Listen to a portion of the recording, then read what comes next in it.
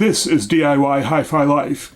On this episode, we finalize the VPI HW-19 upgrade. We take a tour of the turntable and the Tonearm that I've installed. All this on today's DIY HiFi Life.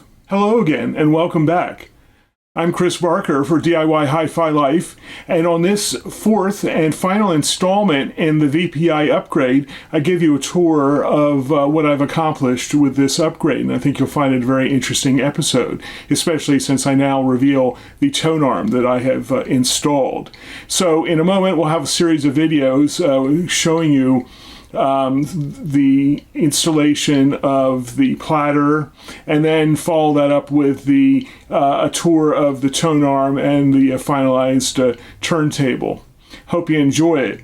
Once again, I do appreciate you watching this video and subscribing if you can, and hitting the like button. It's very helpful. We're just ever so close to that critical 1,000 mark of subscribers, and I'd love to get a few more if you would be so kind. I also have various links down below to everything I talk about, and also some freebies, some free music that I think you might enjoy to check out, and also some links to various trials for streaming services and all sorts of things that you might find of interest, cell phone offers and that kind of thing. So anything you click on that you might like to try, give it a go. It'll help this channel out, and I do appreciate it.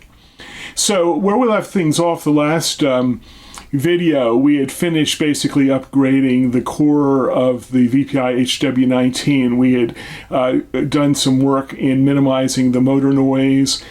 We had also completely replaced the spring suspension system to bring it up to modern standards.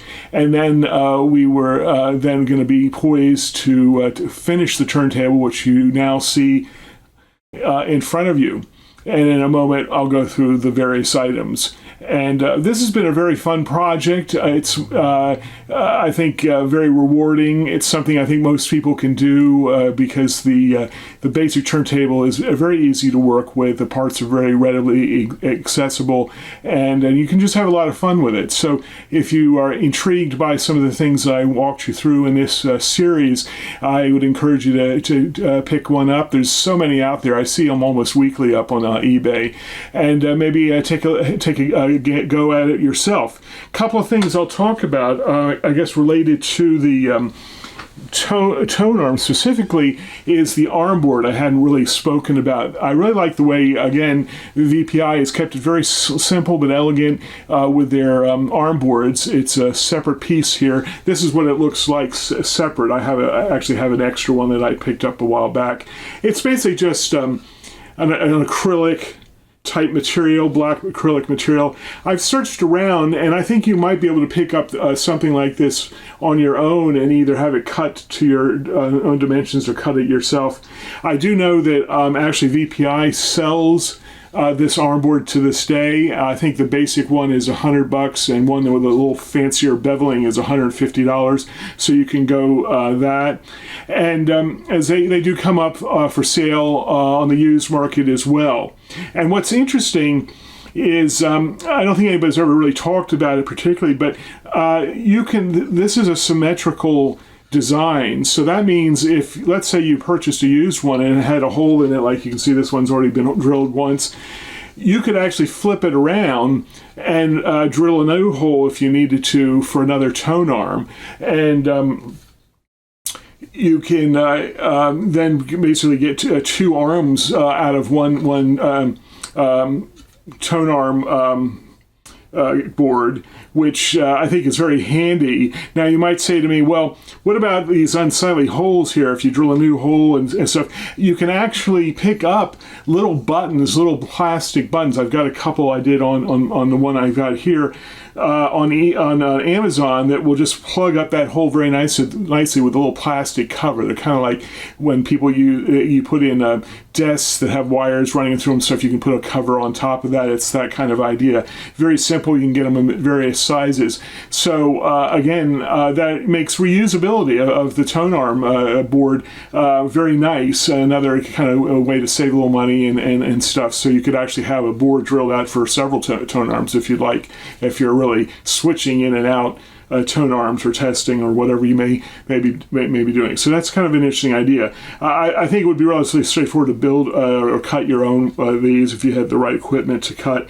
But $100 from VPI is not horrible. So let's go ahead and take a look at these videos I've made of the turntable upgrade for the Platter and then the Tonearm tour, and we'll turn and I'll talk about some of my listening impressions. So stay tuned.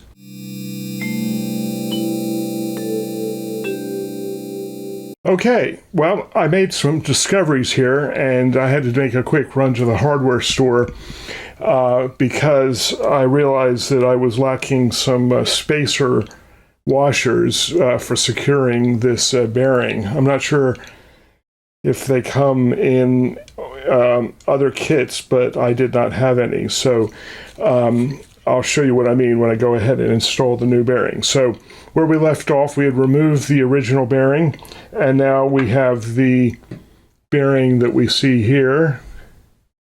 And now we're going to go ahead and install this. So I've flipped it over for the moment using the frame of the HW-19 as a holding position here. And now what I'm going to do is add 4 1-inch washers, as you can see here, because the threads don't run all the way up, and this is the only way I can see to be able to secure this properly. Obviously, you could make some height adjustments if necessary here, but I've already checked it, and I think this is going to be the way to go for at least this installation. So now that I've got the washers in place, it's simply a matter of securing down the nut here, and I don't have this is a pretty big nut, so I have to use a plumber's wrench here to judiciously cinch this down. Should be pretty snug. I don't know that it has to be torqued in any way particularly, but just enough here. So it's very secure. I think that's pretty darn good there. Okay, so I think that is secure. We'll flip it over, and then I'll show you the Platter installed and lined up, and we'll see how that looks.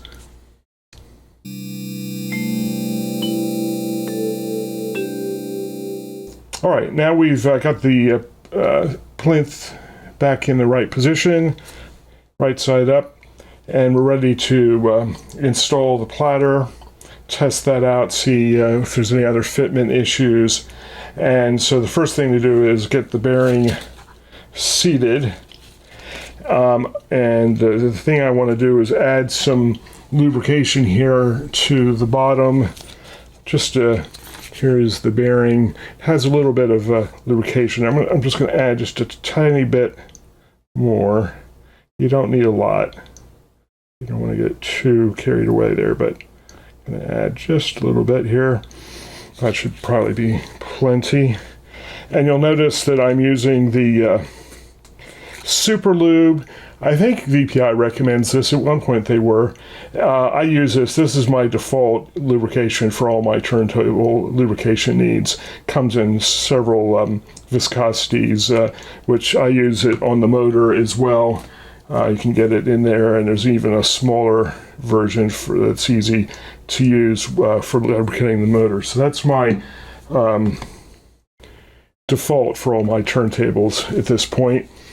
I'm going to go ahead now and drop in the bearing here and just let that kind of seat for a moment here. You don't want to really force it, as they say. Kind of let the Platter kind of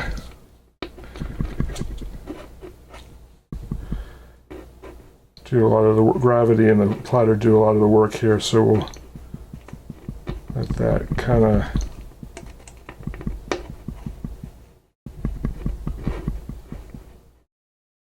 Okay, so now we will position the Platter over this And that'll definitely drive things down. So just bring that on top like so. And maybe rotate it a little bit. Like that. Okay, let's see, that seems to be spinning pretty nicely here.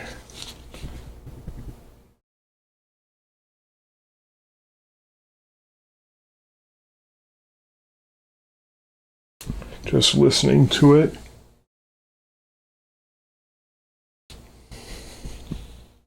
Okay, that seems to be spinning pretty well. It's firmly seated. And just letting it spin there for a moment.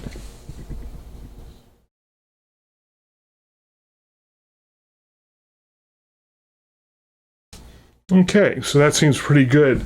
Let's go ahead and add the belt that we have and see where things are lining up. Okay.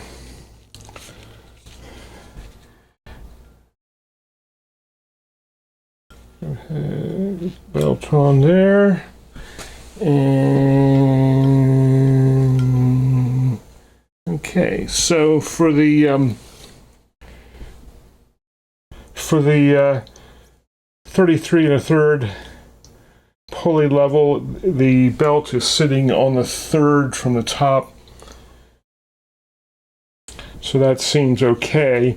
I have been trying to see if I could adjust the pulley height in any way, and unlike other pulleys from VPI I've worked with which have had set screws, this is a plastic or Delrin pulley, and I can't seem to figure out exactly how to adjust the height on that pulley. I don't know if it's glued on or what the situation is. I'll have to do some more research on that. But the Platter upgrade has 6, I think it is 6 grooves for the belt, so you have some latitude there, and I think we're going to be okay, because if I move the belt to the 45 pulley, let's see here, and spin that around.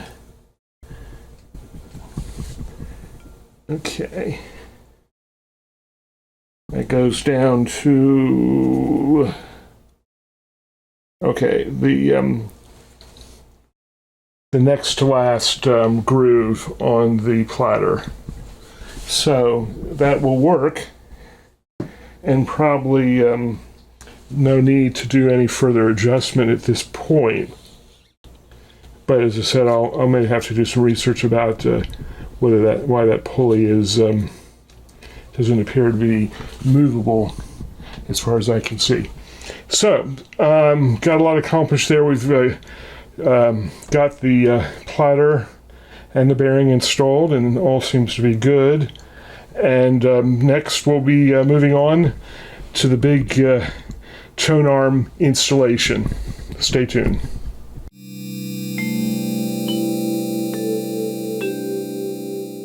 Okay, so lots have changed since the last video, and you saw that we had installed the Platter, and now you see a completed turntable, and I want to give you a walkthrough of the pieces that I've added, most significantly the wand Tonearm from Simon Brown in New Zealand. This is a very interesting Tonearm, and it is a carbon fiber 22mm sized tube, 4 times stiffer than a normal Tonearm, according to the literature. And it's quite a unique design that I think you'll find fairly fascinating. One of the features of it that was useful to me is this is the base, the wand as it's called, and it is a drop-in replacement for any turntable using the Rega geometry. That means basically if you're using the 222mm pivot to spindle distance, so I can show you that in a moment. With the when I take off the Tonearm here, you'll see that's exactly what we have. And so it's very easy, and will fit a lot of turntables right out of the box very easily. So I want to just walk you through some of the features here that I think are very unique. As you can see, let's go ahead, and I'm going to take the Tonearm off its resting place on its pivot so we can see a little bit more. As you can see here, I've got the a cover on the cartridge, so we won't damage that. And now you can kind of get an idea of exactly what the elements are here. Basically, this is the pivot point that goes into the hole that you have. And again, if you have a basic Rega setup, you're going to have already a 23 millimeter cutout, I think is the size of the hole. And the distance, as I said, is 222 millimeters pivot to spindle, which I think you can just about see there with my ruler there. Now, what's really neat is Simon has provided an excellent protractor, metal protractor, to really ease the setup and installation of this arm. So the way that works is here is the protractor that comes with it, and this has got multiple uses. It's really well thought out. I think Simon's done an excellent job here. And basically you slip this over the spindle, and then you slip the other part over the pivot there, and you'll see if you've got this basic setup as you see here, you are now spot on alignment for the pivot to spindle. Now, if you need to make any adjustments, you can do so. One of the things that is interesting is at the business end where the cartridge connects here, there are no adjustments for overhang. This is a fixed position here. So all of the adjustments are taken care of back here at the pivot point. So again, if you need to make an adjustment for overhang, you would loosen this up and adjust it just so to get the right setup. Now this protractor also has what's called a Bearwold or Lofgren A protractors. I'll show you in a second for alignment purposes. I'll go ahead and show you a few more pieces here delicately here. Back here you can just see this is where the weights, these are little spacing metal weights that are individual and can come off or added depending on how much bulk weight you need to balance your cartridge. And then this big screw in the back here provides you the fine tuning of your weight, your downforce. And also, of course, these are adjustable, so if you need to adjust your azimuth, you can do so again with those. So we'll go ahead and put this back on its pivot point here, just so. And that should be fine there, like that. Now, one of the things that may or may not be attractive to some people is the fact that in the base model, it is a base model and it does not come with any amenities such as a queuing lift. That's a little bit unusual maybe for a lot of people. I used to DJ in college up at Syracuse University. I was a DJ on the WAER FM station for many years, and I spun a lot of records back then in the 80s, so I'm no stranger to manual queuing, but I understand some people might be a little less confident. But it's really quite simple. You just basically just use this tip, and you can lift it on very easily and cue up the record and stuff. It's not hard. It just takes a little bit of practice and a little bit of dexterity, like so. Now, as far as setting up the alignment for the cartridge itself, as I mentioned, this protractor comes into play once again, and you can see it's going to be hard to see, and I've got the cover on the cartridge here, but basically you line it up with this arc right here, and you can check your alignment going across this arc. And again, I don't know if it was luck or if it happens to be the cartridge I'm using, which I think possibly Simon used as a reference, possibly.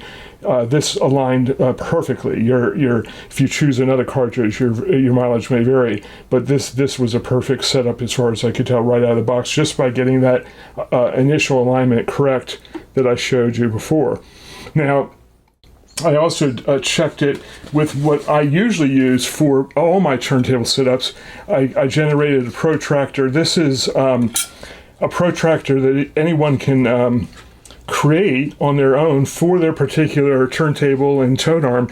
This is Conrad Hoffman's program, and I'll have a link down below, which allows you to generate a custom protractor that'll give you, you can use a Lofgren. He's got Stevenson, he's got a bunch of parameters in it, but I always go with the Lofgren Baerwald, which is pretty much a standard these days.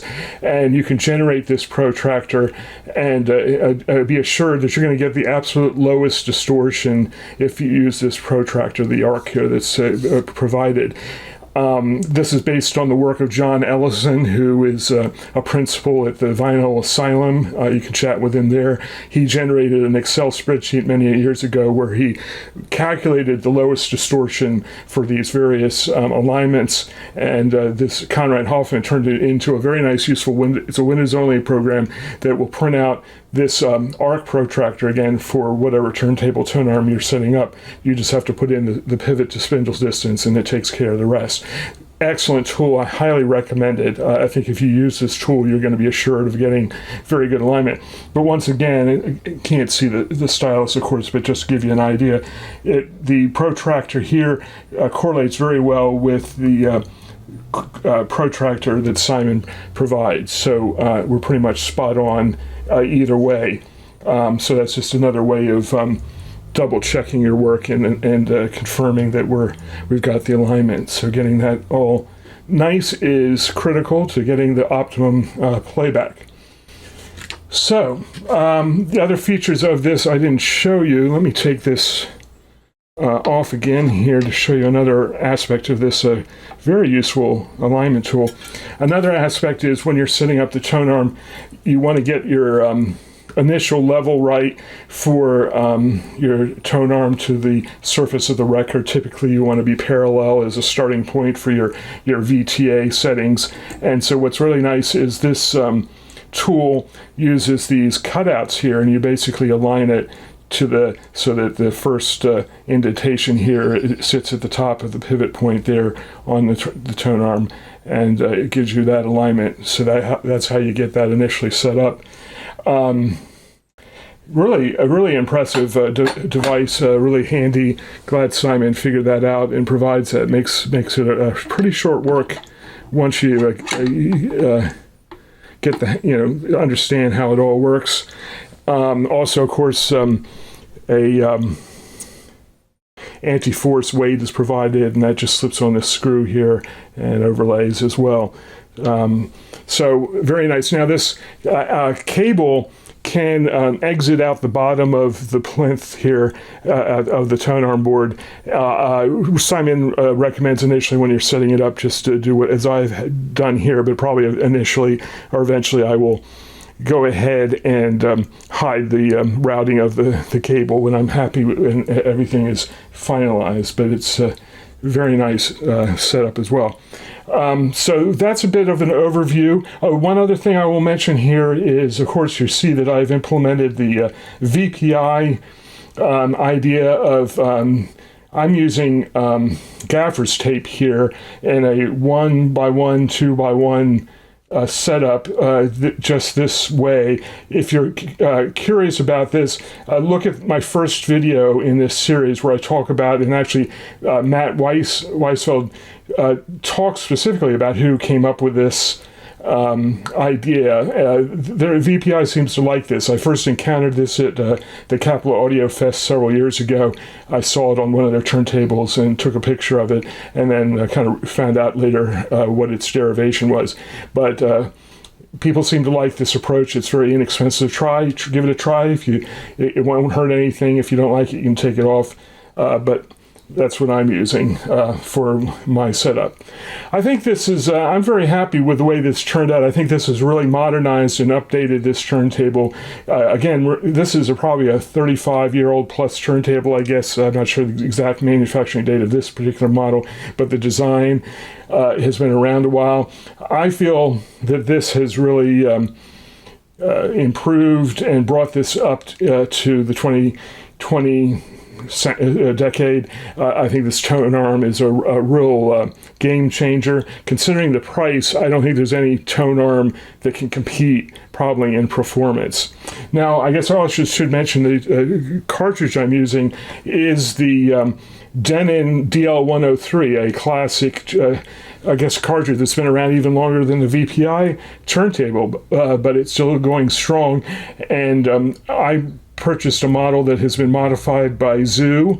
Some of you will be familiar with that company. And for a little bit of a premium, they put on a new enclosure to the cartridge and apply some other optimizations that they like. And I think it is a very nice upgrade improvement for not a lot of money. I think the base model is in the $500 price range. So you might want to have a look at that as well for a cartridge. It seems to be a very good mating with the wand Tonearm. I really can't say enough good things about this Tonearm. I think this is a real... I have played with a bunch of Tonearms, installed a lot on different turntables, and I think this is a real breakthrough. Again, especially in being a reasonably priced Tonearm. I think that's important as well, and it's so it's accessible to a lot of people.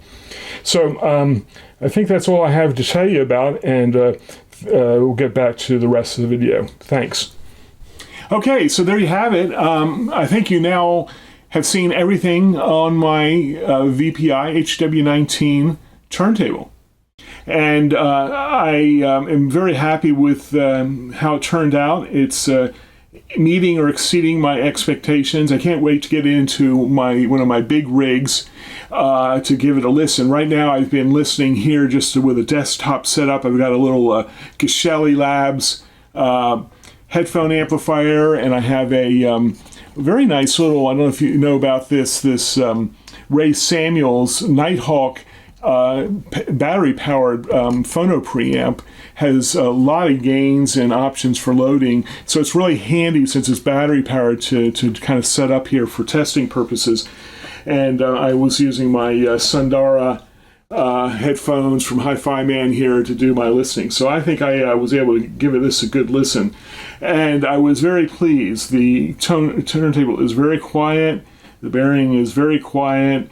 And I listened to a number of records here, not all of these, but all of these that I have here, but many others as well, kind of a hodgepodge of things I just grabbed out of my collection here. I've grabbed an oldie but goodie here, the great Simon & Garfunkel Bookends album. Sounded really good. Mrs. Robinson, of course, on that.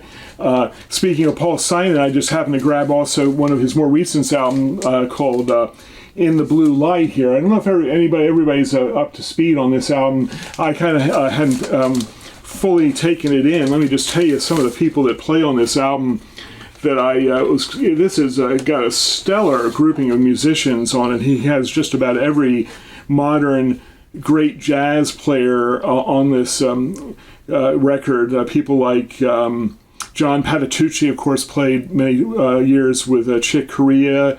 Of course, Mrs. Paul Simon, a.k.a. Edie Beckrell, makes an appearance doing some finger snaps on the first cut.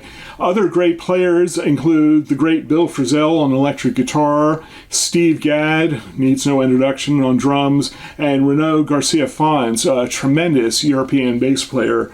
If you know your jazz, you'll know that name. Another cut, Wynton Marsalis shows up on a cut, and who else here?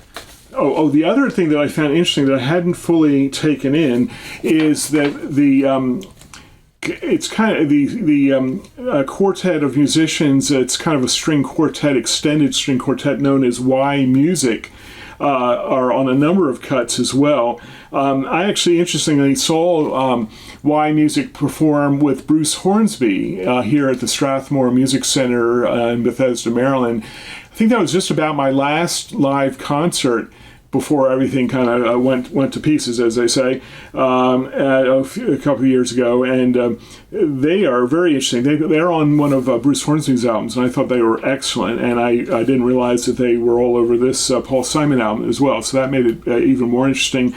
On another cut, Adair and Sergio Assad, great jazz, nylon string guitar players. And there's some other people, again, I mentioned Bill Frisell, and who else? Joe Lovano great sax player, and Jack DeJohnette on one track, one of my favorite drummers, a great ECM stalwart drummer.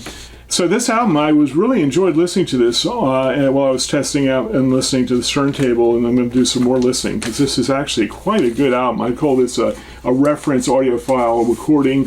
I've got it here on vinyl. You probably can get it in high res as well for downloading. I was at the thrift store the other day where I like to sometimes pick up records, and I just for fun picked up this John Williams Boston Pops record featuring Pops in Space. It's all the Star Wars music and Superman that John Williams has recorded. Really good recording, an early digital recording, a SoundStream recording. Came out right at the threshold of the beginning of the CD era, I guess in the early 1980s. Let's see if I can see the date here. Really good recording, very good sounding. It was a good tryout test for my listening. Another album that I listened to from my youth was an album I've always enjoyed from the great Joe Walsh, a great guitar player. I always enjoyed this album. I found a used copy that I was in okay shape and I was able to clean up with my VPI cleaning machine. Great rock and roll album, great playing on this album. Always enjoyed this album. I particularly like the song Life's Been Good. I like the line in there where he says his Lamborghini does 185 and then says, and then I lost my license, now I can't drive. Always thought that was a great line, rock and roll. Great friend of Keith Moon from The Who, and to the two of them apparently were quite the terror of hotels worldwide in their day. I'm sure Joe is now taking things a little bit easier in his elderly years, but still a great player, of course, in the Eagles and all that. Anyway, so those are some of the albums that I enjoyed listening to in testing this turntable. So I do appreciate you watching this video and these series of videos, and I hope you've enjoyed it and found it as interesting as I thought it was. And I do encourage you to, give this type of thing a try if it's of interest. So it doesn't have to be a VPI turntable. I just think this was a good platform for this particular series of videos. And I do appreciate you watching this video and all of my videos. And please subscribe and like as you can. And I'll try to keep up the flow of more interesting DIY Hi-Fi Life videos. Chris Barker signing out.